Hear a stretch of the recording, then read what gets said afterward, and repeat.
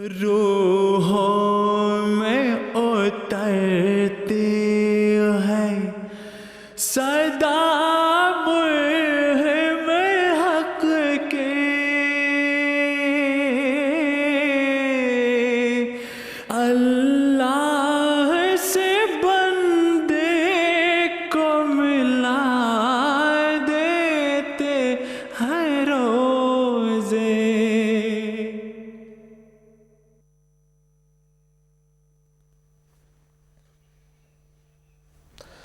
اعوذ باللہ من الشیطان الرجیم، بسم اللہ الرحمن الرحیم۔ ناظرین کرام، السلام علیکم ورحمۃ اللہ وبرکاتہ۔ جمعۃ المبارک کے نشر رمضان کے پروگرام کے ساتھ MTA انٹرنیشنل آپ کی خدمت میں حاضر ہے۔ آئیے پروگرام کا باقاعدہ آغاز کرتے ہیں تلاوت قرآن کریم کے ساتھ۔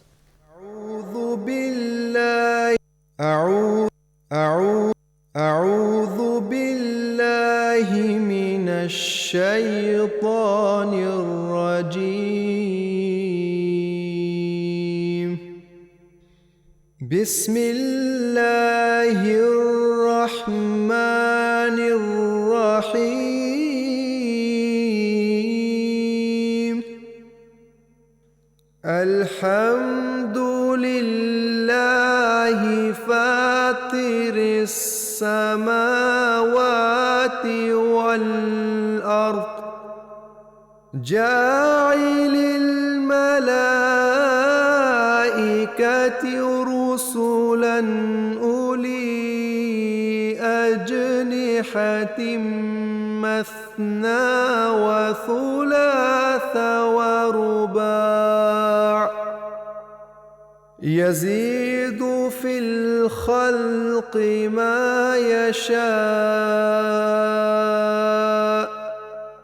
إن الله على كل شيء قدير۔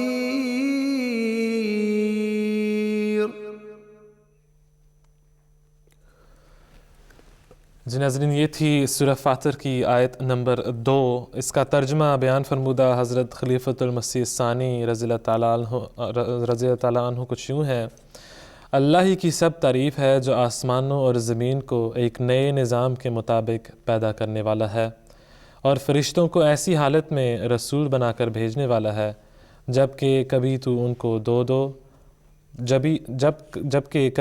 کے دو پر ہوتے ہیں، کبھی 3 اور کبھی 4۔ اور ان فرشتوں کے پروں کی پیدائش میں وہ یعنی اللہ جتنی چاہتا ہے زیادتی بخشتا ہے، اللہ ہر ایک چیز پر بہت قادر ہے۔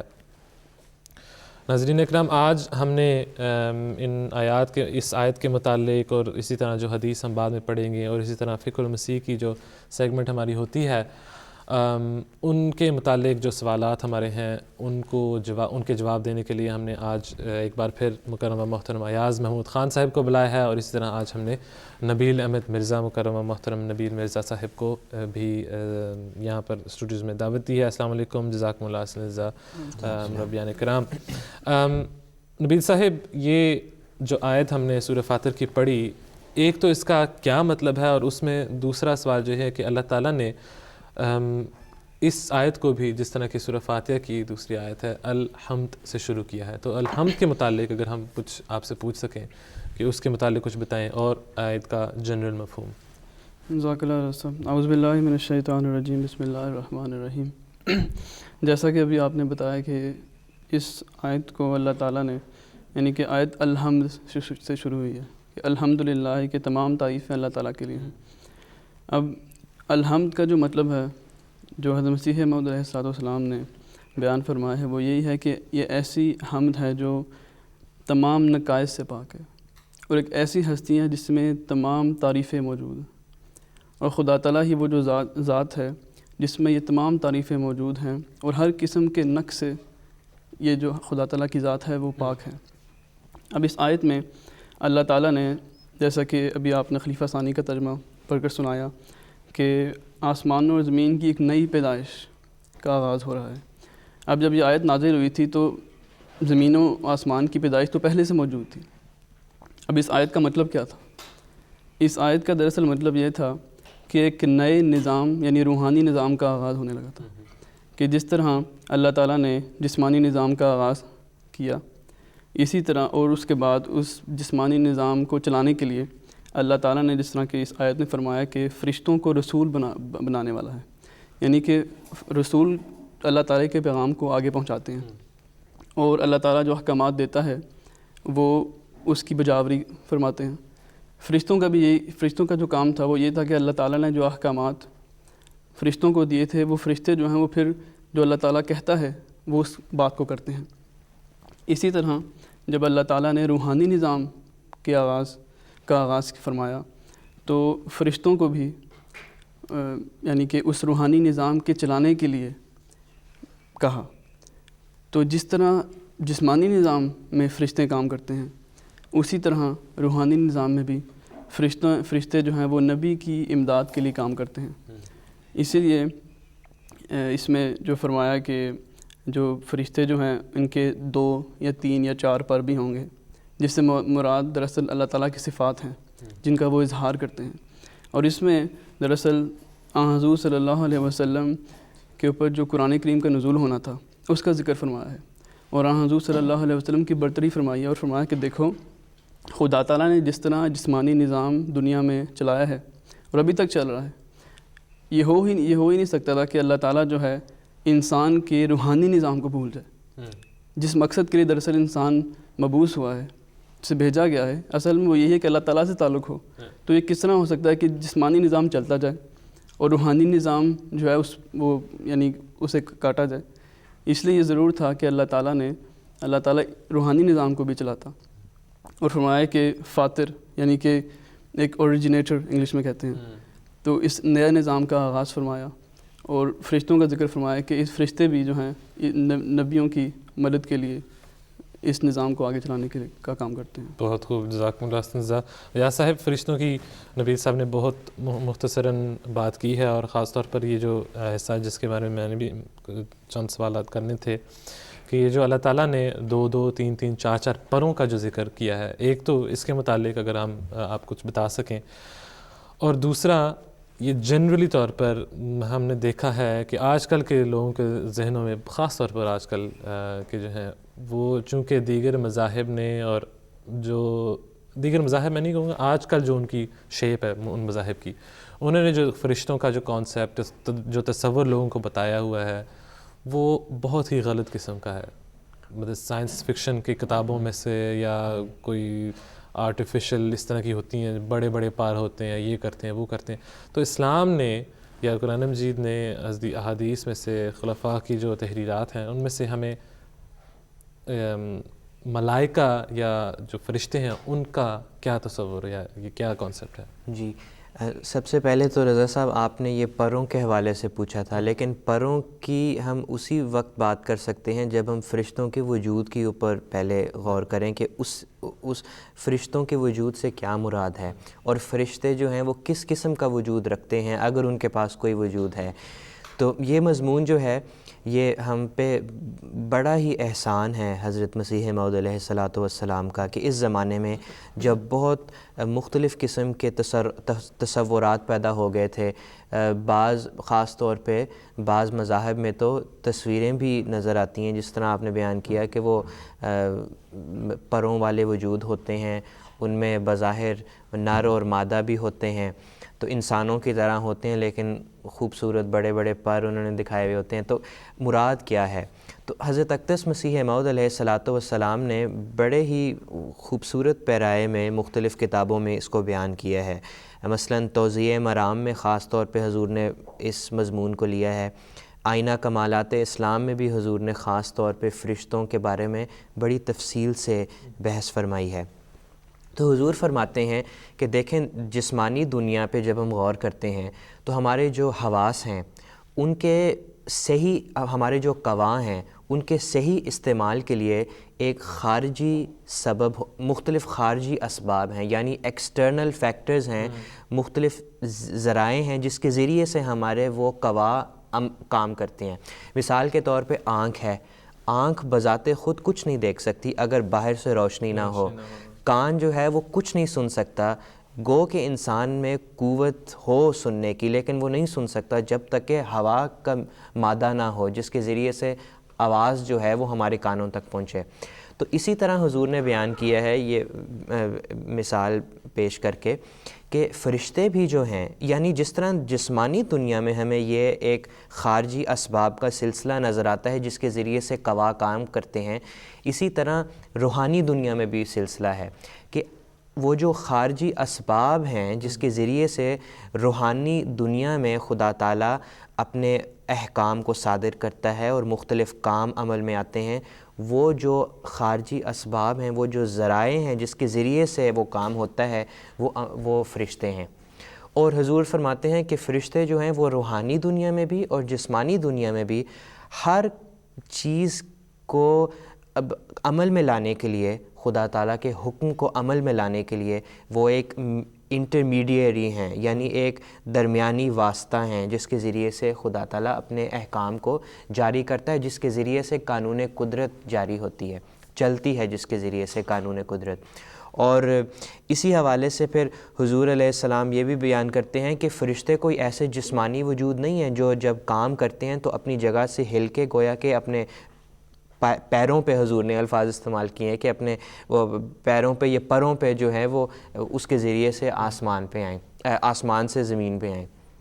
حضور نے مثال دی ایک بڑی سادہ سی، حضور کہتے ہیں دیکھو ملک الموت کا فرشتہ ہے، کتنی جانیں، ہزاروں لاکھوں جانیں جو ہیں، شاید اس سے بھی زیادہ ایک لمحے میں فوت ہوتی ہیں، تو کیسے ہو سکتا ہے کہ ایک فرشتہ جو ہے وہ جسمانی طور پہ ہر جگہ گھوم گھوم کے روحیں قبض کرتا پھرے؟ تو یہ تو ناممکن چیز ہے۔ اس لیے فرشتے اپنی جگہ پہ قرار رکھتے ہیں، موجود ہوتے ہیں، اور اس کے ذریعے سے اپنے جو طاقتیں خدا تعالیٰ نے ان کو دی ہوئی ہیں وہ خدا تعالیٰ کے احکام، قانون قدرت کو جاری رکھتے ہیں۔ اور مختصراً یہ جو پروں کی بات ہے وہ بھی جسمانی نہیں ہے۔ پھر جب فرشتوں کی وجود اس طرح نہیں ہے کہ وہ ایک اینٹیٹی ہوں جو جسمانی وجود رکھتے ہوں، ہاں فرشتے کبھی کبھار جسمانی وجود کی شکل اختیار کر کے اس دنیا میں بھی آتے ہیں۔ حدیث میں سے ہمیں بالکل ایک حدیث میں ہے کہ وہ حضرت دہیہ کلبی کی شکل میں، تو بات یہ ہے کہ فرشتے جسمانی طور پر بھی اس دنیا میں آتے ہیں، لیکن بذات خود وہ اس طرح جسمانی وجود نہیں ہے جس طرح تصویروں میں ہم دیکھتے ہیں۔ اور یہ جو پروں کا کانسیپٹ ہے، جس طرح نبیل صاحب نے بیان کیا، یہ مراد وہ خدا تعالیٰ کی صفات ہیں جو ان فرشتوں کے ذریعے سے ظاہر ہوتی ہیں، بعض میں کم ہیں، بعض میں زیادہ ہیں۔ فرشتوں میں بھی مختلف، فرشتوں میں زیادہ اور نسبتاً زیادہ اور کم استعدادیں پائی جاتی ہیں، جن کے سب سے اعلیٰ جو مظہر حضرت جبریل ہیں۔ تو اب قرآن کریم میں بھی آتا ہے کہ وَخْفِضْ لَهُمَا جَنَاحَ الذُّلِّ مِنَ الرَّحْمَةِ، کہ اپنے ماں باپ کے حوالے سے ہے کہ ان کی طرف اپنی رحمت کا پر جو ہے وہ کرو۔ مراد یہ تو نہیں ہے کہ انسان کے بھی کوئی پر ہوتے ہیں، مراد یہ ہے کہ ان کے ساتھ پیار محبت کا، رحمت کا، شفقت کا، ملاطفت کا سلوک کرو۔ اور پھر آگے وہ آتی ہے کہ وَقُلْ رَبِّ ارْحَمْهُمَا كَمَا رَبَّيَانِي صَغِيرًا، تو وہاں پہ بھی جناح کا لفظ استعمال ہوا ہے۔ تو پر سے مراد وہ پر نہیں ہے جو ہم پرندوں میں دیکھتے ہیں، مراد ہے ان کی صفات۔ بلکہ عرب لوگ تو یہ بھی کہتے ہیں کہ نحن علی جناح السفر، کہ ہم سفر کے پروں پہ چل رہے ہیں۔ مراد یہ تو نہیں ہے کہ سفر کوئی جسمانی چیز ہے جس کے پر ہیں اور ان کے ذریعے سے وہ اڑ رہے ہیں، مراد یہ ہے کہ اس راہ پہ وہ گامزن ہیں، کام کر رہے ہیں۔ تو پروں کا جو جناح کا لفظ ہے عربی زبان میں، یہ بہت وسیع معنوں کا حامل ہے، لیکن ایک اس آیت کے کانٹیکس میں بہرحال صفات مراد ہیں۔ ایاز صاحب نے جو جس طرح سمجھایا ہے بہت اچھی طرح، میں ایک بات ایڈ کرنا چاہتا تھا کہ جیسے ابھی آپ نے بات کی کہ فرشتے کا ایک مقررہ مقام ہے اور وہ بھاگتے پھرتے نہیں ہیں، اپنے کام کرنے کے لیے پیر والا نہیں ہیں۔ اور اکثر لوگ یہ بھی کہتے ہیں کہ دیکھیں فرشتوں کے لیے نزول کا لفظ استعمال ہوا ہے کہ وہ نازل ہوتے ہیں، لیکن ہمیں یاد رکھنا چاہیے کہ خدا تعالیٰ کے لیے بھی نزول کا لفظ استعمال ہوا ہے۔ اب مثال کے طور پر اب اللہ تعالیٰ جو ہے وہ اپنی جگہ سے ہٹ کر نیچے تو نہیں آ جاتا، قرآن کریم میں آیا کہ وہ ہر طرف ہے، لیکن تہجد کے لیے آیا ہے کہ تہجد کی نماز کے لیے جب اٹھتے ہیں تو سب سے نچلے آسمان پر اللہ تعالیٰ آ جاتا ہے۔ تو اس سے مراد تو بالکل یہ نہیں ہے کہ اللہ تعالیٰ جو ہے وہ اپنے مقام کو چھوڑ کر، ہوتا ہے کہ اثر ہوتا ہے، یعنی کہ انسان فرشتہ جو ہے وہ اپنا اثر زیادہ اس وقت دکھاتا ہے، اور خدا تعالیٰ بھی جو ہے مثال کے تہجد کا وقت کے بارے میں آیا ہے. اب مثال کے تو خدا تعالیٰ تو ہر طرف ہے. اب اس کے معنی کیا ہوئے کہ خدا تعالیٰ جو ہے وہ تہجد کے وقت جو ہے نچلے آسمان پر آیا تھا. اس سے مراد صرف یہ تھی کہ مثال کے طور پر اگر میں کسی کے گھر جاؤں 3 بجے دوپہر کے 3 بجے تو مہمان نوازی کریں گے, بہت اچھا رہے گا. لیکن اگر کوئی انسان صبح کے 3 بجے آپ کے گھر میں آئے گا تو سب سے پہلا سوال آپ اسے یہ کریں کہ دیکھو آپ ٹھیک ہو, اب کچھ مسئلہ تو نہیں ہے. تو اسی طرح خدا تعالیٰ کے ساتھ ہوتا ہے کہ جب انسان رات کو اٹھتا ہے, صبح اٹھتا ہے اور اللہ تعالیٰ کی یاد میں اٹھتا ہے اور اللہ تعالیٰ کے در پر کھٹکھٹاتا ہے تو اللہ تعالیٰ بھی چاہتا ہے کہ میں اس شخص کی دعاؤں کو سنوں. تو یہی بات جو فرشتوں کے بارے میں بیان فرمائی تھی کہ دراصل اثر جو ہوتا ہے اس وقت زیادہ اس طرف ہوتا ہے. بلکہ نزول خلیفہ, جس طرح نبیل صاحب نے کہا کہ خلیفہ رابع رحمہ اللہ تعالیٰ کو کسی نے سوال پوچھا کہ یہ کیا ہے, فرشتے اگر جسمانی طور پہ نہیں ہیں تو نازل کیوں ہوتے ہیں؟ حضور نے فرمایا کہ خدا تعالیٰ کی طرف سے ہر وہ حکم یا ہر وہ تاثیر یا ہر وہ کام جو خدا تعالیٰ کی طرف سے آتا ہے اس کے لیے نزول کا لفظ استعمال کیا جاتا ہے, کیونکہ وہ ایک بالا ہستی کے ذریعے سے ہمارے جسمانی دنیا میں ظہور پذیر ہوتا ہے. تو نزول کے لیے تو وہ تو لمبی بحث ہے, لیکن نزول بہرحال جسمانی طور پہ مراد نہیں ہے. جزاکم اللہ سزا. ناظرین, ہم اگلے سیگمنٹ کی طرف بڑھتے ہیں اور وہ ہے جس طرح کہ آپ اگر پروگرام دیکھتے آئے ہیں, ہم نے بہت سارے ممالک میں جو ہمارے مربیان کرام موجود ہیں ان سے بات کی. یورپ میں ہم نے بات کی, امریکہ ہم کہے, اسی طرح ہم دوسرے جزائر ہیں ان کی طرف بھی گئے. آج ہم افریقہ جا رہے ہیں اور ہمارے ساتھ لائن پر موجود ہیں مکرمہ محترم عبداللہ ڈیبا صاحب, مربی سلسلہ, اور آج ہم دی گیمبیا میں جو ہیں وہ مربی صاحب بیٹھے ہوئے ہیں. السلام علیکم ڈیبا صاحب. وعلیکم السلام ورحمۃ اللہ. رضا صاحب. جی عبداللہ صاحب, کیسے ہیں آپ؟ ٹھیک ٹھاک ہیں؟ الحمدللہ, اللہ کا خاص. روزے کیسے جا رہے ہیں؟ الحمدللہ روزے بہت اچھے جا رہے ہیں. اچھا عبداللہ صاحب, اس سے پہلے کہ ہم آپ سے پوچھیں کہ دوسرے سوال کریں, پہلے یہ تو بتائیں دی گیمبیا کے بارے میں آپ کیا ہمیں بتا سکتے ہیں؟ مسلمان ملک ہے, کرسچن ملک ہے, کیا آبادی ہے؟ سب سے پہلی بات یہ ہے کہ آپ نے بہت اچھا جناب بتایا کہ ہمارا ملک کا نام دی گیمبیا ہے. عام طور پر لوگ گیمبیا بولتے ہیں لیکن یہ ملک کا نام نہیں ہے, ملک کا نام دی گیمبیا ہے. اچھا. دوسری بات یہ ہے کہ جو آپ نے رمضان کے متعلق آپ نے لوگوں کے بارے میں پوچھا ہے کہ مسلمان ہیں, یہ بالکل صحیح بات ہے کہ 90% لوگ جو ہیں گیمبیا میں وہ مسلمان ہیں, اور باقی جو ہے نا اکثر ان میں سے عیسائی لوگ بھی موجود ہیں اس ملک میں. اور گورنمنٹ بھی اس بات کو بالکل مد نظر رکھتی ہے کہ عام طور پر جو رمضان کے جو مہینہ ہے اس میں رمضان سے پہلے جو عام دنوں میں جب لوگ کام پہ جاتے ہیں 8 بجے سے شام 6 بجے تک لوگ کام پہ جاتے ہیں, لیکن رمضان کے لیے خاص طور پر گورنمنٹ نے اس طرح کیا ہے کہ جو عورتیں ہیں وہ 8 بجے سے لے کے 2:30 بجے تک وہ کام پہ وہ ہوتی ہیں. اس کے بعد ان کو گھروں کو جانے کی اجازت ملتی ہے تاکہ وہ جا کے افطاری وغیرہ کی تیاریاں کریں. تو اسی طرح بھی یہاں کا ماحول جب یہاں پہ آتے ہیں, مساجد کی موجودگی اور لوگوں کا جو ملنا جلنا ایک دوسرے کے ساتھ, بالکل اسلام کا جو وہ نظریہ ہے وہ بالکل سامنے آتا ہے. بہت خوب. تو عبداللہ صاحب بتائیں کہ آج کل روزے جو ہیں ان کتنے لمبے روزے ہو رہے ہیں گیمبیا میں؟ روزے جو ہیں وہ صبح ہم 5:15 بجے وہ سحری ہوتی ہے اور شام 5:15 بجے تک جو ہے نا وہ روزہ ہوتا ہے. تو 14 گھنٹوں کا روزہ ہوتا ہے روزانہ. اچھا, مطلب کہ آپ کے ہمارے سے چھوٹے ہیں فی الحال. جی, نسبتاً UK سے چھوٹا ہے, اور اسی طرح موسم کے لحاظ سے بھی کافی اچھا موسم ہے آج کل. اچھا, روزے اتنے سخت نہیں ہوتے. نہیں, یہ بتائیں اچھے موسم سے آپ کیا مراد لیتے ہیں؟ اچھے موسم سے مراد یہ ہے کہ بہت زیادہ گرمی نہیں ہوتی, یعنی کوئی 30 کے قریب, وہ بھی زیادہ گرم نہیں ہوتا, اور ہوا کے لحاظ سے بھی کافی اچھی چلتی ہے. اس لیے میں پوچھ رہا تھا 30 کے قریب, یہاں پر تو پسینے چھوٹ جاتے ہیں, وہاں پر آپ کے اب کہتے ہیں کہ چلیں ٹھیک ہی ہے. ہاں بالکل, کیونکہ گرمیوں میں کبھی 40 کے قریب بھی جاتی ہیں, تو اس لیے جب 30 کے قریب ہوتا ہے تو ہم کہتے ہیں کہ کافی اچھا موسم ہے. ٹھیک ہے, اور اتنا سخت نہیں ہوتا, وہ جسم کے لیے بھی جو دھوپ کے نا وہ سخت نہیں ہے. تو اس لحاظ سے روزوں کے لیے اچھا ہے، اور ہوا بھی کافی خوشگوار ہوا چلتی ہے. ٹھیک ہے. تو عبداللہ صاحب، اس طرح یہ جماعت میں یہاں پر تبلیغی کام کے لحاظ سے کچھ بتا سکتے ہیں کہ جماعت کے کیا پروگرام ہیں، کیا مہمات چلاتی ہے جماعت، اور تبلیغ کا کام جماعت کا اور اسلام کا پیغام دوسرے مقامی لوگوں تک پہنچانے کے لیے کیسا جا رہا ہے؟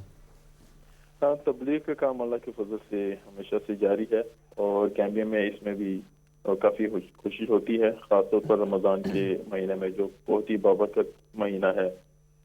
اسی طرح کل ہی احمدیہ مسلم اسٹوڈنٹ ایسوسی ایشن جو امسا کہلاتا ہے، انہوں نے بھی ایک پروگرام رکھا تھا اپنے اسکول میں ہی، جس میں ہمارے احمدی احباب اور غیر احمدی دوستوں کو بھی بلایا جاتا ہے، اور اس میں افطاری کا پروگرام ہوتا ہے، اور اس کے ساتھ ساتھ وہ کسی نہ کسی طرح تبلیغی پروگرام بھی ہوتا ہے، یا تو کوئی تقریر یا اس کے بعد سوال و جواب کا پروگرام بھی.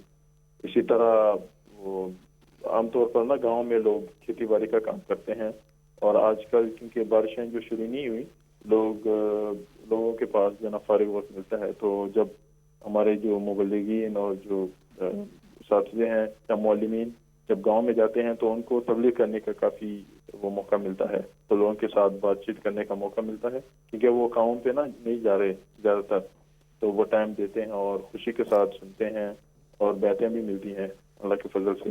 اور جب ان کی کھیتی باڑی کا کام شروع ہوتا ہے، لوگوں میں یہ ایک عام رواج ہے کہ ریڈیو بہت سنتے ہیں، تو جماعت بھی اس سے فائدہ اٹھاتی ہے، اور ریڈیو کے ذریعے سے کافی تبلیغ کا موقع ملتا ہے. تو اسی طرح ہم پورے سال میں نا اللہ کے فضل سے اس کام کو جاری رکھتے ہیں، تبلیغ کے کام کو. لیکن رمضان میں خاص طور پر دعوت سے ہی، مطلب کہ دعوت افطاری سے لوگوں کو بلاتے ہیں، اور کھانے کے دوران اور یا اس کے بعد جب بیٹھتے ہیں تو سوال جواب کی محفل لگتی ہے، اور اللہ کے فضل سے حضرت مسیح علیہ السلام کا پیغام کافی دور دراز تک کے علاقوں تک وہ جو ہے نا وہ پہنچاتے ہیں. عبداللہ صاحب، آپ نے ابھی افطاری کا تھوڑا بہت ذکر کیا ہے، تو یہ اگلا سوال میرا یہی تھا کہ افطاری اور درس اور تراویحوں کا کیا اہتمام کیا جاتا ہے وہاں پر؟ بالکل، یہ بھی سرکلر جو عامر صاحب کے دفتر سے ہی پورا ملک میں اس کو پھیلاتے ہیں کہ ہر جماعت سینٹر میں لوگ احباب جو ہے وہ کوشش کریں کہ وہاں تک پہنچیں. لیکن جس طرح میں نے شروع میں ذکر کیا تھا کہ اکثر لوگ یہاں پہ مسلمان ہیں، تو جو ٹیکسی وغیرہ کا کام کرتے ہیں وہ بھی تراویح کے دوران جناب وہ بھی اپنی اپنی مساجدوں میں جاتے ہیں، تو ٹرانسپورٹ کا جو سلسلہ ہے وہ تھوڑا سا مشکل ہوتا ہے. تو بجائے اس کے کہ صرف نماز سینٹروں میں وہ جو ہے نا تراویحیں پڑھائی جائیں، تو گھروں میں بھی لوگ جو ہے نا احمدی احباب وہ نماز کا جو وہ سلسلہ ہوتا ہے، یعنی جو دور جن کے نماز سینٹر جو ہے نا وہ تھوڑا سا دور ہیں، وہ ذرا قریب گھروں میں جا کے ان کے ساتھ نمازیں پڑھتے ہیں، نماز تراویح. کیونکہ جس طرح میں نے بتایا تھا کہ ٹرانسپورٹ کا سسٹم وہ تھوڑا سا مشکل ہوتا ہے، کیونکہ اکثر لوگ جو نا مختلف مساجدوں میں جا کے تراویحوں میں وہ شامل ہوتے ہیں. اسی طرح درس بھی یہاں پہ عصر نماز کے بعد، عصر نماز یہاں پہ 5 بجے شام کو ہوتی ہے، تو عام دنوں میں عصر نماز کے بعد درس کرتے ہیں، اور تلاوت قرآن مجید 1 پارہ روز، اور اس کے بعد تفسیر کبیر میں سے کچھ حصہ پڑھ کے اور لوگوں کو سمجھاتے ہیں مختلف زبانوں میں بھی. اور جب انگریزی میں پڑھتے ہیں تو 5 والیوم کامنٹری، جماعت کی جو تفسیر ہے 5 والیوم کامنٹری، اس میں سے پڑھ کے پھر لوکل زبانوں میں لوگوں کو سمجھاتے ہیں خلاصتاً. اور اسی طرح درس بھی، اور خاص طور پر جمعہ کا دن جو ہے وہ عصر کے بعد درس نہیں ہوتا بلکہ جمعہ کے بعد درس ہوتا ہے، تو اس میں بھی کافی احباب شرکت کرتے ہیں. ٹھیک ہے، بہت خوب. اور عبداللہ صاحب، تھوڑا سا مختصر اگر ہم آپ سے پوچھ سکیں کہ یہاں آپ کے مقامی لوگ جو ہیں گیمبیا میں کیا کھاتے کے ہیں، کیا ڈشز ہیں؟ ہمارے ڈشز جو ہیں وہ کافی مختلف ہیں، لیکن رمضان میں اگر خاص طور پر بتاؤں تو ایک مشروب ہے جس کو ہم ونجو کہتے ہیں. وہ ایک پودا سا بنا ہوا ہوتا ہے، اور اس کو ابال کے پھر اس میں چینی ڈال کے، اور لال رنگ کا ہوتا ہے، کافی مزیدار ہوتا ہے. تو اس کو خاص طور پر رمضان میں وہ لوگ پیتے ہیں. اور ایک خاص چائے بھی ہے جس کو ہم بورمبور کہتے ہیں اپنی زبان میں، وہ بھی خاص طور پر رمضان کے لیے لوگ کافی پسند کرتے ہیں. اور افطاری کے وقت جو ہے نا وہ بریڈ جو ہے نا وہ کھائی جاتے ہیں. وہ لوگ اکثر لوگ، اور عام دنوں میں جب رمضان نہیں ہوتا تو چاول ہی کھائے جاتے ہیں، لیکن روزوں کے دوران افطاری کے وقت لوگ پسند کرتے ہیں کہ بریڈ کھائیں، اور اس کے ساتھ ہی جو مشروب جن کا میں نے ذکر کیا ہے وونجو اور جو بوربن ہے، جو خاص قسم کی چائے ہے، وہ لوگ زیادہ پسند کرتے ہیں۔ ٹھیک ہے، بہت خوب، جزاکم اللہ حسن جزا عبداللہ ڈیبا صاحب، مربی سلسلہ حال دی گیمبیا، فی الحال وہاں پہ موجود ہیں، جزاکم اللہ حسن جزا۔ ناظرین اکرام، اگلا سیگمنٹ ہمارا حدیث کا ہے، آئیے حدیث کی طرف چلتے ہیں۔ پہلے حدیث کو عربی میں پڑھتے ہیں، اس کے بعد ترجمہ دیکھتے ہیں، پھر ہمارے علماء سے کچھ سوال کرتے ہیں۔ عن أبي هريرة رضي الله عنه عن النبي صلى الله عليه وسلم قال: إذا اقترب الزمان لم تكد رؤيا المؤمن تكذب، ورؤيا المؤمن جزء من 46 جزءا من النبوة۔ حضرت ابو ہریرہ رضی اللہ تعالیٰ عنہ بیان کرتے ہیں کہ حضرت صلی اللہ علیہ وسلم نے فرمایا، جب زمانہ ختم ہونے کے قریب ہوگا یا فاصلوں کے سمٹ آنے کی وجہ سے قرب کا تصور بدل جائے گا تو مومن کا خواب بہت کم غلط ثابت ہوگا، یعنی مومن کو سچی خوابیں آئیں گی۔ مومن کا خواب نبوت کا 46واں حصہ ہے۔ نبی صاحب، اس حدیث کا ذرا اگر ہم آپ سے پوچھ رہے ہیں جنرلی طور پر بتائیں، اس کا کیا مطلب ہے؟ فاصلوں کا، نبوت کا اور سچی خوابوں کا، بہت ساری چیزوں کا ذکر کیا گیا ہے، تو جنرلی طور پر اس حدیث کا کیا مطلب ہے؟ جیسا کہ ابھی آپ نے اس حدیث کا ترجمہ سنا کہ فاصلوں کے سمٹ آنے کی کا بھی بتایا گیا ہے، اور یعنی کہ یہ بھی بتایا گیا کہ خوابیں بھی آخری زمانے میں سچی ہوں گی، یعنی کہ اس حدیث میں آخری زمانے کا ذکر کیا گیا ہے کہ آخری زمانے میں جو ہے اس میں بتایا گیا کہ مومنین کی رویا سچی ثابت ہوں گی، اور سچی یعنی کہ رویا صالحہ، یعنی کہ اور 46واں حصہ جو ہے یہ رویا صالحہ کو یعنی کہ سچی خواب کو بتایا گیا ہے۔ اب اکثر یہ جو حدیث ہے اس کے بارے میں ہمارے غیر جماعت جو ہیں وہ بات کرتے ہیں کہ دیکھو ادھر بتایا گیا کہ مومن کا خواب نبوت کا 46واں حصہ ہے، اور اس حدیث کو وہ ایک دوسرے حدیث سے ملا دیتے ہیں کہ لم یبقى من النبوۃ الا المبشرات، کہ نبوت میں سے صرف اب مبشرات باقی ہیں۔ اور جب پوچھا گیا، ان صحابہ نے پوچھا کہ یا رسول اللہ اس مل مبشرات کے مبشرات سے کیا مراد ہے، تو حضور صلی اللہ علیہ وسلم نے فرمایا کہ الرؤیا الصالحہ، جس کا ترجمہ کیا جاتا ہے سچی خوابیں۔ تو وہ کہتے ہیں کہ دیکھو اب صرف سچی خوابیں ہی باقی ہیں اور کچھ بھی نہیں، اللہ تعالیٰ نے نہ کلام کرنا ہے، یعنی کہ نبوت میں صرف سچی خوابیں رہ گئی ہیں۔ اب اس کا یعنی کہ اگر ہم یہ بات کریں گے، اس کے دو مسئلے یعنی کافی مسئلے پیدا ہوتے ہیں۔ دیکھیں یہ الفاظ حضور صلی اللہ علیہ وسلم کے ہیں۔ حضور صلی اللہ علیہ وسلم وہ تھے جن پر قرآن کریم اترا، اور سب سے زیادہ قرآن کریم کو سمجھنے والے بھی حضور صلی اللہ علیہ وسلم تھے، اور وسلم کبھی قرآن کریم کے خلاف کوئی بات نہیں کر سکتے۔ وسلم کے ہی الفاظ ہیں کہ وسلم نے حضرت ابوبکر صدیق رضی اللہ عنہ کے بارے میں فرمایا کہ اگر اس امت میں حضرت ابوبکر صدیق سب سے افضل ہیں، الا ان یکون نبیا، سوائے اس کے کہ کوئی نبی آ جائے، یعنی کہ وسلم کے الفاظ ہیں کہ سوائے اس کے کہ نبی کوئی آ جائے، امکان۔ اور حضرت ابراہیم جو ہیں یعنی کہ جو وسلم کے صاحبزادے تھے، ان کے بارے میں فرمایا کہ اگر یہ زندہ رہتے تو لکانہ صدیق نبیہ، کہ یہ نبی ہوتے۔ اب وسلم نے فرمایا کہ مبشرات باقی رہ گئی ہیں، لیکن وسلم فرما رہے ہیں کہ نبوت یعنی کہ نبی بھی آ سکتا ہے، اور اگر وہ زندہ ہوتے نبی ہوتے۔ اور قرآن کریم میں جو آیت کا ذکر آتا ہے، ایک آیت میں بیان کرنا چاہوں گا جو کہ سورہ انعام کی آیت ہے، وما نرسل المرسلین الا مبشرین و منذرین، یعنی کہ اور ہم پیغمبر نہیں بھیجتے مگر اس حیثیت میں کہ وہ بشارت دینے والے اور انذار کرنے والے ہوتے ہیں۔ یعنی کہ مبشرین جو ہے وہ ایک اہم جزو ہے نبوت کا۔ اب جو حضور صلی اللہ علیہ وسلم نے فرمایا کہ نبوت میں صرف مبشرات باقی ہیں، اب اس سے یہ مراد نہیں ہے کہ مبشرات نبوت سے کوئی الگ چیز ہے، دیکھیں اگر میں کہوں کہ کھانے میں صرف روٹی باقی رہ گئی ہے، اس سے یہ مراد نہیں ہے کہ جو روٹی ہے وہ کھانے کا حصہ نہیں ہے، روٹی کھانے کا حصہ ہے اور روٹی جو ہے وہ پیٹ بھرتی ہے۔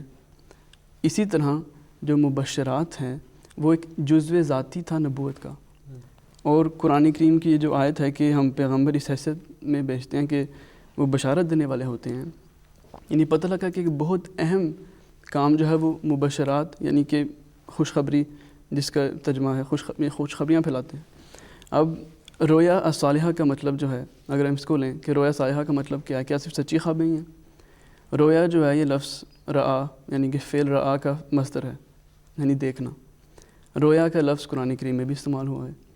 جب ہم اسراء اور جو معراج کا جو سفر ہے، اسراء کا سفر جو آن سلم بیت المقدس گئے پورا سفر، یعنی کہ غیر احمدی تو اس سے لیتے ہیں کہ یہ ایک جسمانی سفر تھا، جبکہ قرآن کریم میں صاف طور پر فرمایا ہے کہ یہ ایک روحانی سفر تھا۔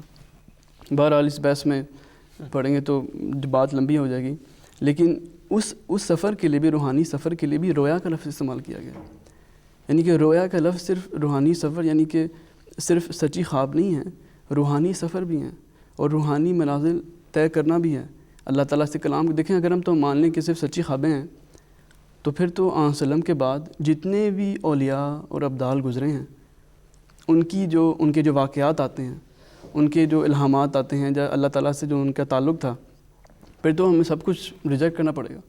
حضرت عمر کے بارے میں آتا ہے کہ حضرت عمر رضی اللہ عنہ نے ایک جتھا بھیجا شام کی طرف، اور جو اس کا لیڈر تھا اس کا نام ساریہ تھا۔ حضرت عمر رضی اللہ عنہ خطبہ جمعہ بیان فرما رہے ہیں اور فرماتے ہیں الی الجبل، یعنی کہ جنگ ادھر ہو رہی ہے، لیکن عمر کی آواز ان تک پہنچی کہ پہاڑ کی طرف جاؤ۔ اب یہ باتیں کیا ہیں؟ یہ خدا تعالیٰ ہی کی، یعنی کہ خدا تعالیٰ نے ہی بات جو ہے بتائی ہے حضرت عمر کو، یا یہ باتیں دیکھیں یہ باتیں پوری امت میں موجود ہیں۔ اس لیے اس سے یہ مراد یہ رہنا کہ گویا نبوت جو ہے جاری نہیں ہے۔ اس کے برعکس یہ حدیث تو اونچی اونچی ہے کہ بول بول کے یہ بتا رہی ہے کہ نبوت جاری ہے اور مبشرات جاری ہیں۔ مبشرات یعنی کہ دیکھیں خوشخبری، نبی کا کام کیا ہوتا ہے؟ نبی خوشخبری دیتا ہے۔ نبی کے اپنے آپ سے خوشخبری دیتا ہے؟ نہیں، نبی جو اللہ تعالیٰ اپنے نبی کو بتاتا ہے، خوشخبری بتاتا ہے، نبی وہی خوشخبری اپنے مومنین کو بتاتا ہے، اور وہی دراصل اصل میں خوشخبری ہوتی ہے۔ تو یہ بات یعنی بالکل ہی بات یعنی کہ جو فرمایا کہ جو 46واں حصہ ہے، اس سے یہی مراد ہے کہ نبوت کے جز جو ہیں کچھ ختم ہو چکے ہیں، یعنی کہ اب مثال اب جو ہے کوئی نئی شریعت لانے والا نبی نہیں آ سکتا، اور اس کے ہم احمدی جو ہیں اس کے قائل ہیں۔ حضرت مسیح موعود علیہ السلام نے جا بجا فرمایا کہ میں کوئی نئی شریعت نہیں لے کر آیا، اگر مجھے نبوت کا خطاب ملا ہے، نبی کا خطاب ملا ہے، تو وہ آن حضور صلی اللہ علیہ وسلم کی مکمل پیروی میں ملا ہے، اور اگر آن وسلم کی پیروی نہ ہوتی تو حضرت مسیح وسلم کو کچھ بھی نہیں ملنا تھا۔ یعنی کہ جو بات بتانے والی ہے کہ ہم احمدی جو ہیں آن حضور صلی اللہ علیہ وسلم کے خاتم النبیین ہونے کے قائل ہیں۔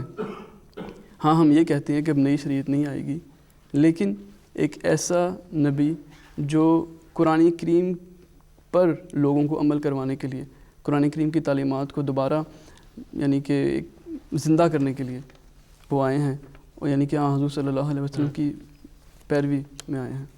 ٹھیک ہے یا صاحب، بعض لوگ تو کہتے ہیں یا کہیں گے جو نبی صاحب نے ابھی فرمایا ہے کہ چلیں حضرت عمر رضی اللہ تعالیٰ عنہ کی بات تو علیحدہ ہے، وہ تو اس زمانے میں تھے، بڑے حضور صلی اللہ علیہ وسلم کے قریب کے زمانے میں، ہو سکتا ہے وہ بھی ہو، لیکن آج کل یہ نبوت کی جو ہے بات نہ کریں آپ۔ بات یہ ہے رضا صاحب کہ اگر تو یہ مراد ہے کہ خدا تعالیٰ پہلے بولتا تھا اور کلام کرتا تھا لیکن اب نہیں کرتا، تو یہ تو گویا کہ ایک فوت شدہ خدا کو ماننے والی بات ہے، جس کی نہ کوئی طاقت ہے نہ کوئی قدرت ہے، جس کا ہماری زندگیوں کے ساتھ کوئی تعلق نہیں ہے۔ کیونکہ حضرت مسیح موعود علیہ السلام نے بہت سارے مقامات پہ اپنی کتابوں میں، ملفوظات میں یہ بات بیان کی ہے کہ خدا تعالیٰ جس طرح پہلے بولتا تھا وہ اب بھی بولتا ہے، اور خدا تعالیٰ اب بھی اپنے پیاروں کے ساتھ ہم کلام ہوتا ہے۔ اور اگر ہم مانیں کہ خدا تعالیٰ پہلے تو بولتا تھا لیکن اب نہیں ہم کلام ہوتا لوگوں سے، تو اس کا مطلب یہ ہے کہ آج کا خدا جو ہے وہ گونگا ہے، اور ہم ایسے خدا کو نہیں مانتے۔ اور حضرت اقدس مسیح موعود علیہ الصلاۃ والسلام کی خوبصورتی اور شان یہ ہے کہ آپ نے صرف یہ فرضی باتیں نہیں کیں، صرف دعوے نہیں کیے کہ خدا پہلے بولتا تھا اب بھی بولتا ہے۔ حضور فرماتے ہیں کہ خدا میرے ساتھ ہم کلام ہوتا ہے اور مجھے غیب کی خبریں بتاتا ہے اور میری دعائیں قبول کرتا ہے، اور میں دعوے سے کہتا ہوں، فخر سے نہیں، لیکن یہ بات پوری تحدی سے کہتا ہوں کہ اس وقت دنیا میں اور کوئی نہیں جو اس حوالے سے میرے ساتھ مقابلہ کر سکے، جو مجھ سے زیادہ بڑھ کے غیب کی باتیں بتا سکے، یا جو مجھ سے زیادہ اپنی دعاؤں کی قبولیت کے نشان پیش کر سکے۔ حضور فرماتے ہیں کہ خدا تعالیٰ نے میرے ذریعے سے ہزاروں نشان جو ہیں وہ اس زمانے میں ظاہر کیے ہیں، اور پھر حضور فرماتے ہیں کہ لیکن یہ سارے جو نشانات ہیں، یہ ساری جو باتیں ہیں، یہ اس وجہ سے ہے کہ میں اپنے پیارے آقا حضرت محمد مصطفیٰ صلی اللہ علیہ وسلم کے ساتھ آپ کا ایک ادنا غلام ہوں، خادم ہوں۔ تو جہاں تک اس بات کا تعلق ہے کہ اس زمانے میں نبوت کی بات نہ کریں، تو ہم کیسے نہ کریں؟ حضرت رسول کریم صلی اللہ علیہ وسلم خود فرماتے تھے کہ اس زمانے میں نبوت قائم ہوگی اور اس کے ذریعے سے اسلام جو ہے وہ دوبارہ زندہ ہوگا۔ مرزا صاحب یاسف نے دونوں نے وحی یا خدا تعالیٰ کے ہم کلام ہونے کی بات کی ہے۔ ٹھیک ہے، اگر وہ آپ مان بھی لیتے ہیں کہ خدا تعالیٰ بولتا ہے، لیکن اس کا نبوت کے ساتھ کیا تعلق ہے کہ خدا کا بولنا صرف دعاؤں کا قبول کرنا؟ وہ تو ٹھیک ہے، ہم مانتے ہیں بہت سارے لوگ اس طرح کے ہوں گے جن کی دعائیں قبول ہوتی ہیں، لیکن نبوت کا مقام جو ہے وہ تو… نبی کا مطلب کیا ہے؟ نبوت کا مطلب کیا ہے؟ یہ نبا آ سے نکلا ہے، جس کا مطلب ہے خبر۔ اور نبوت دراصل حضرت اقدس مسیح موعود علیہ السلام نے خود اس کی تشریح، اس کو ڈیفائن، اس کی تعریف کی ہے کہ جس شخص کو کثرت مکالمہ و مخاطبہ کا شرف خدا تعالیٰ کی طرف سے بخشا جاتا ہے، یعنی خدا تعالیٰ اس کو خبریں دیتا ہے اور بہت زیادہ خبریں دیتا ہے، وہ نبوت ہے۔ اور نبی جو ہے وہ بھی دراصل خدا کی طرف سے غیب کی خبریں پا کر دنیا تک پہنچاتا ہے۔ تو اس لحاظ سے نبی کا نبوت کا ہونا اس کا وحی کے ساتھ بہت گہرا تعلق ہے۔ اور اس کے بارے میں قرآن کریم میں آیت بھی ہے کہ لا یظہر علی غیبہ الا من ارتضی من الرسول، یعنی کہ اللہ تعالیٰ جو اپنی غیب کی خبریں ہیں وہ رسول کو بتاتا ہے، اور کثرت سے، یعنی ذکر فرمایا کہ جو کثرت سے جو وحی یا مکالمہ مخاطبہ ہوتا ہے وہ رسول کو بتاتا ہے، نبی کو بتاتا ہے۔ یعنی کہ جس کو کثرت سے وحی و الہام اور اللہ تعالیٰ سے گفتگو ہوتی ہے اسے بھی رسول قرآن کریم نے کہا ہے۔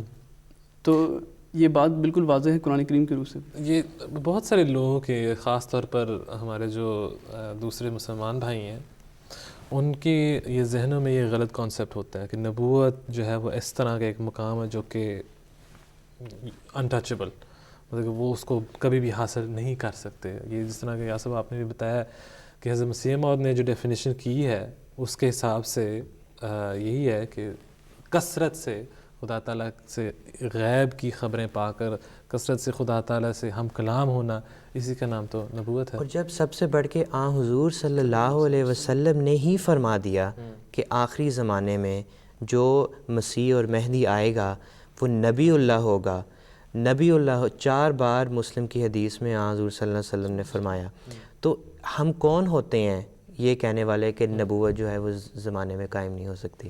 بہت خوب، جزاکم اللہ اساتذہ۔ ناظرین اکرام، اگلا ہمارا سیگمنٹ ہے کوکنگ کا۔ آئیے دیکھتے ہیں آج کس ڈش کی ترکیب ہمیں MTA انٹرنیشنل پاکستان کے ہمارے ایک بھائی کک جو ہیں ہمارے، وہ سکھاتے ہیں۔ السلام علیکم۔ آج ہم آپ کے لیے کچن بنانے جا رہے ہیں sesame fried fish with tartar ساس ہے۔ جس کی چیزیں ضرورت پڑتی ہیں وہ بتاتے دیتا ہوں۔ فش جو میرینیشن تیار کریں گے اس کے لیے اس میں ہم تیار کریں گے میدا، کارن فلور، نمک، کالی مرچ، سرخ مرچ اور سرکہ، اور جس کی ڈریسنگ ہم تیار کریں گے ٹارٹر ساس، اس میں مائنیز اور ویجیٹیبل اچار استعمال کریں گے ہم اب کٹنگ کا آغاز کرتے ہیں فش سے۔ ہمارے پاس فش کے فلے ہیں، اب اسی کٹنگ ہم کریں گے سلائس میں، آپ فنگر کٹنگ بھی کر سکتے ہیں۔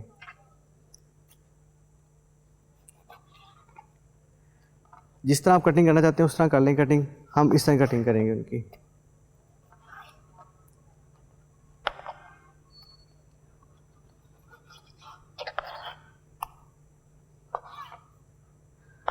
جس طرح کٹنگ کریں اس طرح خوبصورتی جب کٹنگ ہوگی نا اس طرح آپ بھی کر سکتے ہیں. ہم آسانی کے لیے چھوٹی کٹنگ کر رہے ہیں, چھوٹے کیوب بنا رہے ہیں.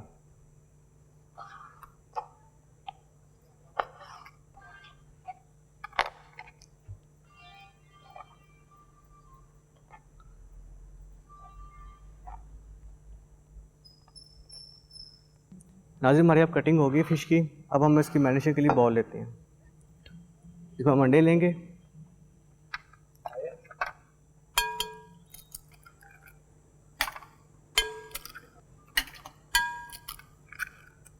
انڈے توڑ لیے ابھی ہم. اب ہم اس میں ایڈ کریں گے سرکہ 2 ٹیبل سپون,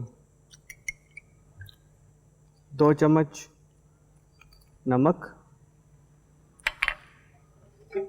1 کھانے کا چمچہ کالی مرچ, اور 1 اسپائسیز کرنے کے لیے ہم اس میں سرکہ نمک سرخ مرچ ایڈ کریں گے. اب اس کو ہم ہلکا پھینٹ لیتے ہیں تاکہ مرچیں وغیرہ اندر مکس ہو جائیں. اب ہمارے انڈا پھینٹ کے اب ہم اس میں ایڈ کریں گے کارن فلور 2 کھانے کے چمچے اور 2 کھانے کے چمچے میدا.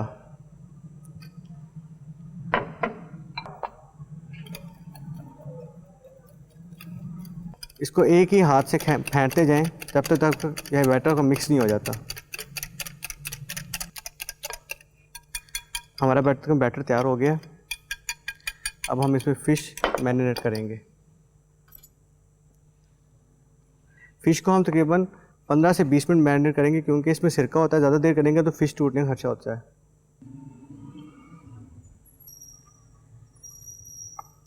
اس کو ہاتھ سے اچھی طرح مکس کر لیں اور اس کو تقریباً آدھے گھنٹے کے لیے پڑا رہنے دیں. اب ہم ٹاٹر ساس کے لیے اچار لیتے ہیں. سرکے والا اچار لیں اور اس کو ایک گرائنڈر میں گرائنڈ کریں.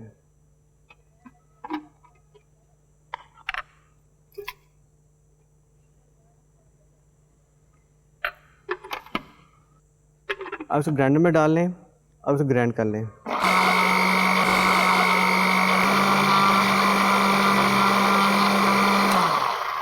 اور اس میں ہم ایک تھوڑا سا گارلک ڈالیں گے.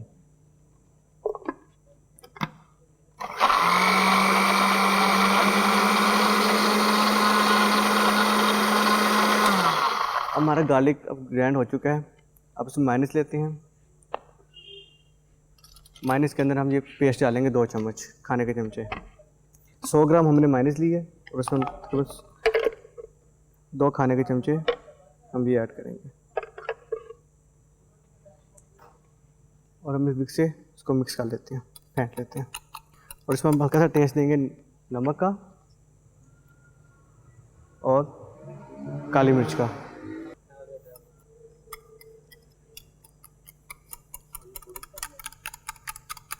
تقریباً ہماری ڈریسنگ تیار ہو چکی ہے. اب ہم فش کو کرم کرنے کے لیے ایک ٹرے لیتے ہیں اور کرم لیں گے. اب ہم کرم کرنا شروع کرتے ہیں.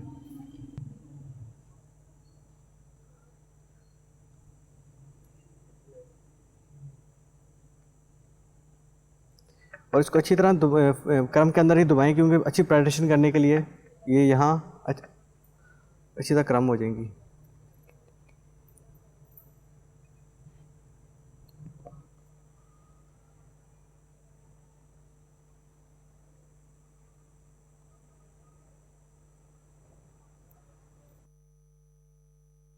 فش ہماری اب کرم ہو چکی ہے. اب ہم اس کو ڈیپ فرائی کریں گے. گرم آئل کا ہو گیا مطلب ہمارا ہو چکا ہے. اب ہم اس کو فرائی کرتے ہیں. اس کو ہم نے بالکل ہلکی آنچ پہ فرائی کرنا ہے کیونکہ فش بعض اوقات کچی رہ جاتی ہے, موٹے پیسز ہوتے ہیں, اس وجہ سے اس کو ہلکی آنچ پہ ہم فرائی کریں گے.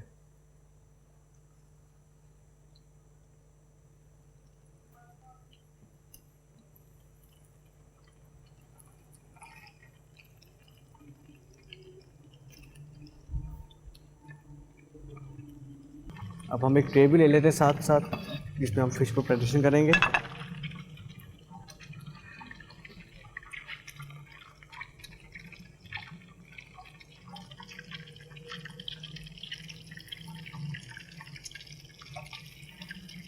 تقریباً ہماری فش اب فرائی ہو چکی ہے. اب ہم اس کو نکال لیتے ہیں ایک ڈش میں.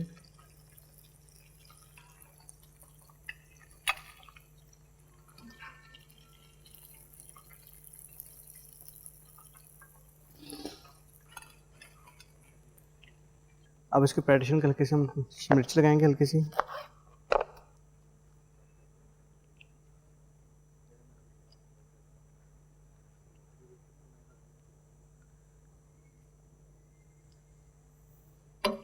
اور ساتھ ہم اس کی ٹاٹا ساس لگائیں گے.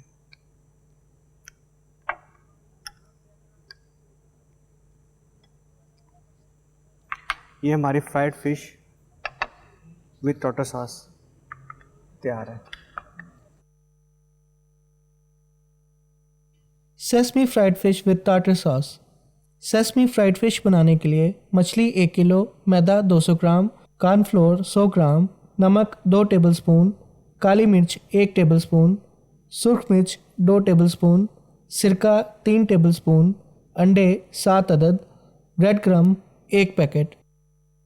ٹارٹر ساس بنانے کے لیے میونیز 200 گرام، سرکہ اچار 100 گرام، نمک حسب ذائقہ، کالی مرچ حسب ذائقہ، لہسن حسب ضرورت.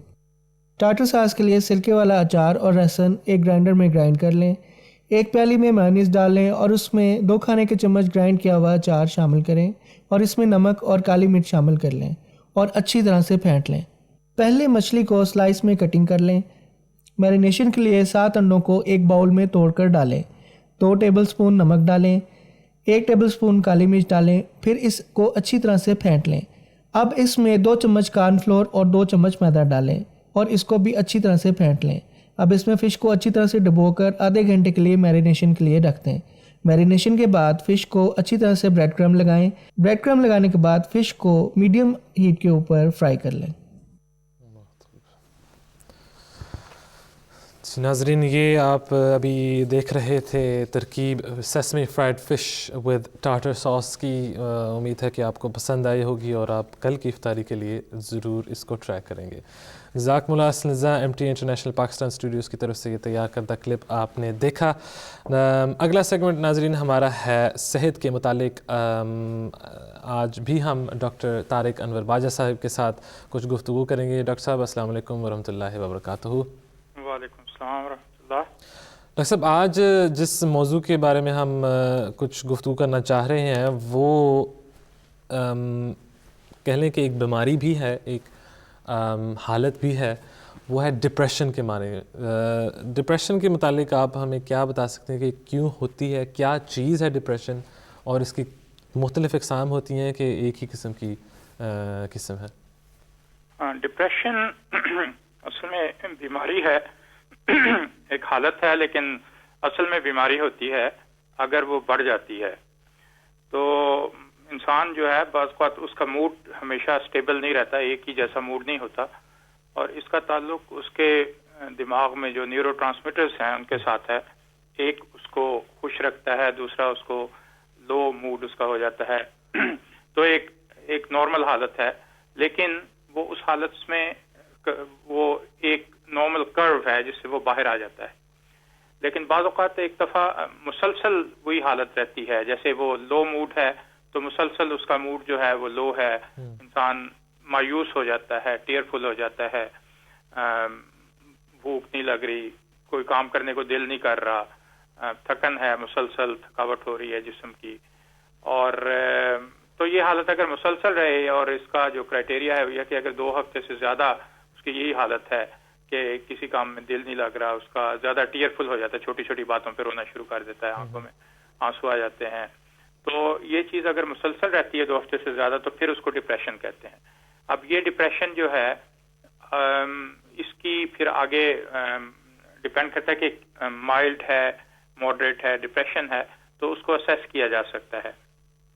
تو پہلی بات تو یہ ہے کہ اگر ایسی حالت رہے تو اس وقت ڈاکٹر سے رجوع کرنا چاہیے تاکہ وہ اسیسمنٹ کر سکے کہ کس حد تک اس کی ڈپریشن ہے، کیونکہ اس کا علاج موجود ہے، اور اس کو جو ہے نا اوور لک نہیں کرنا چاہیے کہ خود ہی ٹھیک ہو جائے گا، کوئی بات نہیں ہے.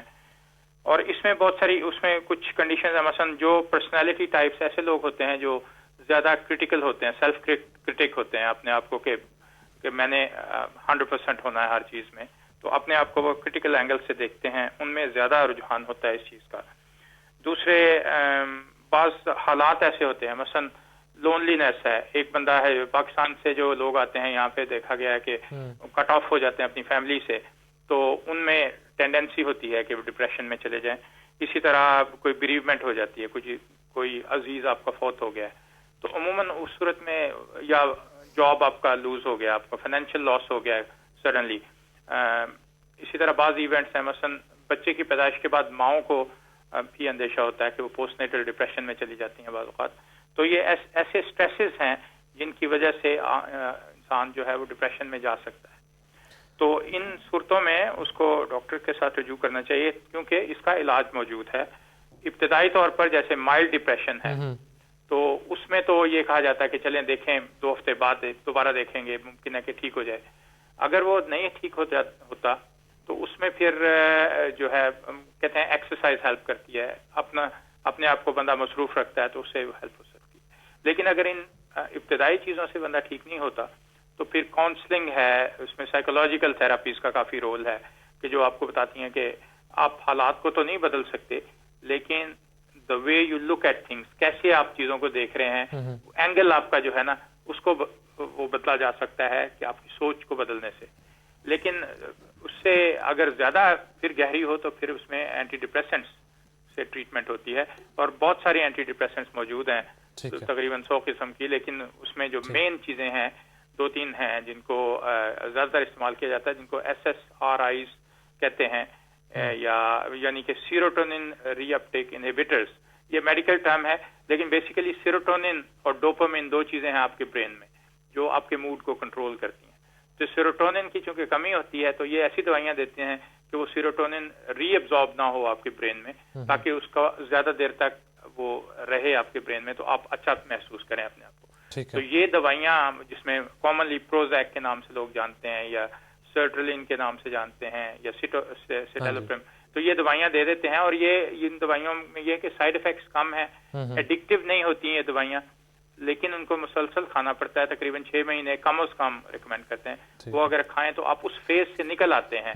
جیسے کوئی بندہ کمزور ہو تو اس کو دھکا دے کے باہر نکالتے ہیں، تو اس کے بعد جو ہے انسان جو ہے وہ نارمل اپنی حالت میں چلا جاتا ہے. اور یہ کوئی ایسی بیماری نہیں ہے کہ جیسے کہتے ہیں جی پاگل پن ہے یا اس قسم کی چیز نہیں ہے. یہ فیزز ہیں، سٹریسز ہیں جس کی وجہ سے ہو جاتی ہے اور انسان بالکل نارمل ہوتا ہے. ٹھیک ہے ڈاکٹر صاحب، بہت خوب، جزاکم اللہ اساتذہ. سوال آپ نے دوسرا جو میں نے کرنا تھا اس کا بھی جواب دے دیا. جزاکم اللہ اساتذہ. ڈاکٹر طارق انور باجوہ صاحب ہمارے ساتھ لائن پر موجود تھے صحت کی سیگمنٹ کے لیے. ناظرین اکرام، اگلا سیگمنٹ جلدی سے ہم اس کی طرف بڑھتے ہیں، فقہ المسیح. آج یا صاحب اور نبیل صاحب کچھ ہی دنوں میں بلیو سنڈے کو اعتکاف کے لیے جو ہیں وہ دوست وہ تشریف لے جا رہے ہیں. آخری 10 دن رمضان کے جو ہوتے ہیں اس کے متعلق آج ہم کچھ بات کریں گے. حضرت مسیح موعود علیہ الصلوۃ والسلام کے جو ارشادات ہیں ان کے حوالے سے فقہ المسیح میں اعتکاف کے متعلق ویسے اگر ہم پوچھ سکیں کہ اعتکاف کے دوران بہت ساری کنفیوژن ہے کہ کیا کر سکتے ہیں کیا نہیں کر سکتے، حضور صلی اللہ علیہ وسلم نے کیا فرمایا ہے، حدیث میں کیا ملتا ہے ہمیں، لیکن ہے ویسے کافی کلیئر کٹ اور آسان کہ یہ چیزیں کر سکتے ہیں، یہ چیزیں نہیں کر سکتے. اس کے بارے میں اگر کچھ بتا سکیں مختصراً. رضا صاحب، جہاں تک اعتکاف کا تعلق ہے تو یہ ایک عبادت ہے جس کا قرآن کریم میں بھی ذکر ہے، حضور صلی اللہ علیہ وسلم کی سنت سے بھی ثابت ہے. اور وہ یہ ہے کہ رمضان کے اعتکاف تو آپ کبھی بھی بیٹھ سکتے ہیں، لیکن خاص طور پہ اگر رمضان کے آخری عشرے کے حوالے سے دیکھا جائے تو اعتکاف وہ عبادت ہے کہ جب انسان خدا تعالیٰ کی خاطر دنیا سے علیحدہ ہو کے مسجد میں رہتا ہے اور وہیں خاص طور پہ عبادت کی طرف توجہ کرتا ہے، اور مسجد میں ہی عبادت کرتا ہے، مسجد میں ہی سوتا ہے، وہیں رہتا ہے، مسجد سے باہر آ کے اپنے دوسرے دنیاوی کاموں میں مشغول نہیں ہوتا، اور یہی اس عبادت کا ایک خاص اہم پہلو ہے۔ اب جہاں تک یہ سوال ہے کہ اعتکاف میں کیا کیا جا سکتا ہے، کیا نہیں کیا جا سکتا، تو عموماً یہی سوال ہوتا ہے کہ کیا اعتکاف کے دوران ہم اپنے دنیاوی کاروبار کے کام کر سکتے ہیں؟ غالباً یہاں فقہ المسیح کے ان صفحات میں بھی یہ سوال ہے۔ تو کیا ہم اعتکاف کے دوران مسجد سے باہر جا سکتے ہیں؟ بعض لوگوں نے یہ سوال بھی کیا کہ کیا اعتکاف میں ہم مین ہال سے نکل کے کسی اور ہال میں جا سکتے ہیں یا اسی اپنے ایک حجرے میں بیٹھنا ضروری ہے؟ تو حضرت اقدس مسیح موعود علیہ الصلاۃ والسلام نے فرمایا ہے کہ جہاں تک دنیاوی کاموں کا تعلق ہے تو کاروبار اس طرح کے کاموں کو چھوڑ کے ہی ہم اعتکاف آتے ہیں، تو اس لیے ان کو 10 دن کے لیے ہولڈ پہ رکھ لینا چاہیے۔ لیکن جہاں تک اگر اشد ضرورت ہو، زندگی موت کا سوال ہو، کہ اگر کوئی بہت ضروری معاملہ ہے، تو حضور نے اجازت بھی دی ہے کہ کیا جا سکتا ہے، لیکن اس کو ایک عادت بنا کے اعتکاف کے دوران میں اگر انسان اپنے دنیاوی کاروبار میں بھی مشغول رہے تو وہ اعتکاف تو نہ ہوا۔ اعتکاف کا مقصد یہ ہے کہ علیحدہ ہو کے خدا تعالیٰ کی خاطر مسجد میں بیٹھ کے عبادت کرنا، اس کو یاد کرنا، تلاوت قرآن کریم پر پڑھنا، قرآن پر غور کرنا، احادیث کا مطالعہ کرنا، حضور صلی اللہ علیہ وسلم کے اسوے پر عمل کرتے ہوئے خدا تعالیٰ سے ایک زندہ تعلق قائم کرنا۔ آج کل کے زمانے میں نبیل صاحب یہ ساری چیزیں ظاہر ہے کہ اور بھی بہت ساری آ گئی ہیں، موبائل فونز ہیں، لیپ ٹاپس ہیں، یہ ہے وہ ہے، تو ظاہر ہے ان سے بھی 10 دن کے لیے آرام سے ان کو ذرا سائڈ پہ رکھ کے، فون بے شک نہ ہی آپ لے کے جائیں مسجد تو بہتر ہی ہے۔ جی بالکل، خاص طور پر جس طرح کا فرمایا کہ اس زمانے میں جو ہم رہ رہے ہیں کہ بہت سا کہ ہر قسم کی مصروفیت میں ملتی ہے، لیکن یہ ایک چھوٹی سی بات میں بس حضور کی بیان کر دیتا ہوں کہ حضور نے فرمایا کہ باہر دھوپ لینے کے لیے بھی ہم جا سکتے ہیں، تو حضور کے بہت خوبصورت الفاظ تھے۔ تو حضور نے فرمایا کہ ضروری امور کا خیال رکھنا چاہیے، اور یوں تو ہر ایک کام مومن کا عبادت ہی ہوتا ہے، یعنی کہ جو بھی اپنے معمول کے کام ہے خدا تعالیٰ کو یاد رکھنا چاہیے۔ ٹھیک ہے، جزاکم اللہ خیر۔ ناظرین اکرام، جس طرح کہ آپ نے سنا، ایاز صاحب نے بتایا کہ اعتکاف کا مین مقصد اور بہت اہم مقصد یہی ہے کہ خدا تعالیٰ کی عبادت میں، خدا تعالیٰ کے ذکر میں ہر لمحہ انسان مشغول رہے۔ اس لیے میرا خیال ہم کہہ سکتے ہیں انما الاعمال بالنیات کی جو حدیث ہے کہ آپ خود سوچیں اپنے لیے کہ کیا چیز جو ہے مجھے خدا تعالیٰ کی عبادت کی طرف لے کے جا رہی ہے اور کون سی چیز خدا تعالیٰ کی عبادت سے دور ہٹا رہی ہے۔ آج کی کتاب جو ہم آپ کے سامنے پیش کر رہے ہیں وہ ہے تاریخ احمدیت کی 2 جلد۔ ناظرین، پچھلے دنوں میں ہم نے آپ کے سامنے تاریخ احمدیت کی 1 جلد کا جو ہے وہ کچھ تھوڑا سا تعارف کیا۔ آج یہ 2 جلد ہے حضرت مسیح موعود علیہ الصلوۃ والسلام کی معموریت کے 17ویں سال سے، جو کہ 1898 میں شروع ہوتا ہے، حضور کی وفات تک جو کہ 1908 میں پیش آئی، وہاں تک ان تمام جو حالات ہیں حضور کی زندگی میں، یا حضور جہاں پر تشریف لے گئے، جو حضور نے فرمایا، ان تمام باتوں کے اوپر ان پر مشتمل یہ کتاب جو ہے آپ کے سامنے پیش ہے۔ یہ کتاب جس طرح کہ ہر ایک کتاب جو کہ ہم نے آپ کے سامنے پیش کی، alislam.org پر لائبریری سیکشن میں جو ہے وہ آپ وہاں پر جا کر ڈاؤن لوڈ کر سکتے ہیں، پڑھ سکتے ہیں۔ یہ اردو میں بھی ہیں کتابیں اور انگلش سیکشن بھی وہاں پر موجود ہے۔ آخر میں چھوٹا سا ایک حصہ حضور، صرف آپ کو اگزامپل دینے کے لیے، حضرت اقدس علیہ الصلوۃ والسلام عدالت کے میدان میں ایک چھوٹا سا واقعہ ہے۔ حضرت اقدس علیہ السلام کچہری میں پہنچ کر باہر میدان میں ایک کرسی پر تشریف فرما ہوئے، اور خدام ارد گرد حلقہ باندھ کر کھڑے ہو گئے اور کچھ دریوں پر بیٹھ گئے۔ حضور اس وقت حضرت مولوی سید عبداللطیف صاحب سے فارسی میں گفتگو فرما رہے تھے کہ ایک دوست نے عرض کیا کہ حضور اردو میں تقریر فرمائیں، جس پر حضور علیہ السلام نے اردو میں تقریر شروع فرمائی کہ مسلمانوں کے تمام فرقے مہدی کے منتظر ہیں، مگر مہدی نے تو بہرحال ایک شخص ہی ہونا تھا اور وہ میں ہوں۔ اگر میں شیعوں سے کہوں کہ میں تمہارا مہدی ہوں، جو کچھ تمہاری روایات میں درج ہے وہ صحیح ہے، اور اس طرح اسی طرح سنیوں اور وہابیوں کو بھی کہوں تاکہ سب مجھ سے راضی ہو جائیں، تو یہ ایک منافقت ہے۔ تھوڑا سا آپ کو صرف اس کا مزہ دینے کے لیے خاک صاحب نے تھوڑا سا پڑھا ہے، جیسا کہ میں نے عرض کی کہ یہ تمام وہ کتابیں فقہ المسیح اور اسی طرح تاریخ احمدیت اور جن کا ذکر ایاز صاحب نے کیا، توضیح مرام، جن پر ملائکہ کے بارے میں کچھ ذکر ہے، وہ بھی علیہ السلام کی اردو سیکشن میں موجود ہیں. جزاکم اللہ. اساتذہ نبیل احمد مرزا صاحب، مکرمہ محترم ایاز محمود خان صاحب ہمارے ساتھ موجود تھے. اسی طرح ڈاکٹر طارق انور باجا صاحب جو کہ ہمارے صحت کے اسپیشلسٹ ہیں، اور عبداللہ ڈیبا صاحب جو کہ دی گیمبیا میں اس وقت مقیم ہیں، وہ ہمارے ساتھ لائن پر موجود تھے. اسی طرح آپ کا بھی جزاکم اللہ کہ آپ ہمارے ساتھ موجود رہے. انشاءاللہ اگلے ہفتے پھر ملاقات ہوگی. تب تک کے لیے اجازت دیجیے. السلام علیکم ورحمۃ اللہ وبرکاتہ.